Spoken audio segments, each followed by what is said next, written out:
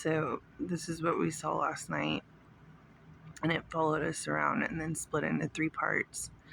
And her phone glitched, as you can see in the video.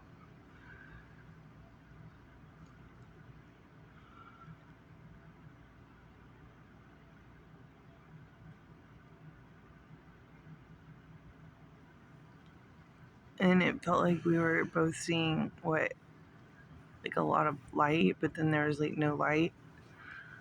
That's crazy.